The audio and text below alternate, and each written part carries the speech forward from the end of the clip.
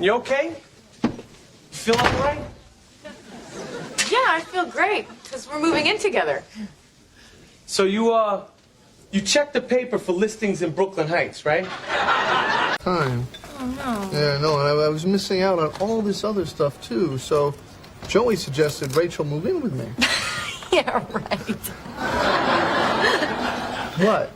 Joey cracks me up. It's like, well, okay, fine, use my happy place, okay? I'm gonna have to ask that you don't move anything in there.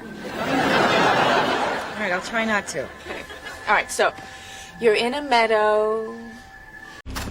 Hi, my name's Chandler. I just moved in next door. And I was wondering if you'd be interested in battling me in a post-apocalyptic world for control of the galaxy's last remaining energy source. In English phrasal verbs, we will learn the verb, move in.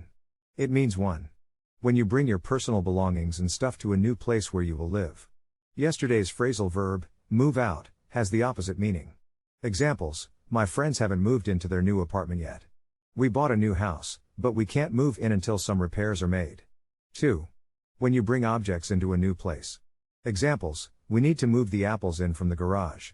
When it started raining, I moved everything in and closed the door. 3. When you go to live with other people. Examples: we will move in with my family soon. When my sister moves in with me, I'll have someone to talk to. Now, let's see how move in is used in real life. Now, when we move in together, can I get a gumball machine? Of course. Joey wouldn't let you have. Chandler is gonna move in here. But no, wait, just let me finish, okay? Chandler and I are moving in together. Oh my God. Which you will do if you move in together. But if that's what you want, there's nothing I can do.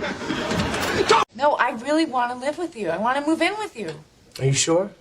Yes. You move in with her. You move in with her right now. Hey! We have great news. We're moving in together. Isn't it great? Yay! Hi.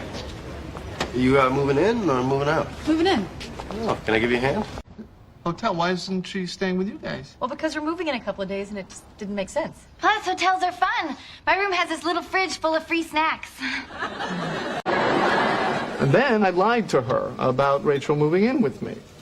In a way, I actually judge her for not breaking up with me sooner, you know? Take the test at accent101.com to find out si sabes inglés o hablas inglés.